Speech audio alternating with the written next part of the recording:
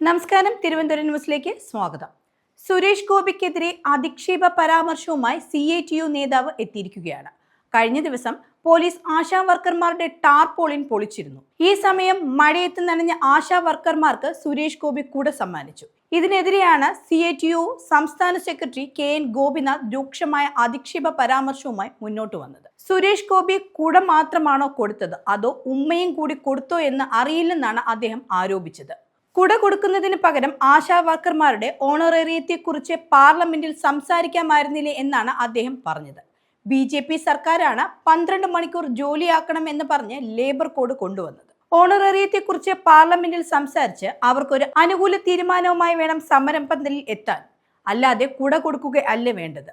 ഉമ്മ കൊടുത്തോ എന്ന് അറിയില്ല. ഇങ്ങനെ ഒരു പതിവ് അദ്ദേഹത്തിന് പണ്ടും ഉണ്ടായിരുന്നു. ആരൊക്കെയോ പരാതി കൊടുത്തതിന്റെ അടിസ്ഥാനത്തിലാണ് അദ്ദേഹം അതിപ്പോൾ നിർത്തിവച്ചിരിക്കുന്നതെന്നും CITU നേതാവ് ആരോപിച്ചു. അതേസമയം എളമരം കരീമും ആശാ വർക്കർമാരുടെ സമരത്തെ പരിഹസിച്ചിട്ടുണ്ട്. ഏതോ ഒരു ഈർക്കിൽ സംഘടനയാണ് സമരം നടത്തുന്നത്. മാധ്യമ ശ്രദ്ധ പിടിച്ചുപറ്റാനാണ് അവർ ഇത് ചെയ്യുന്നത്.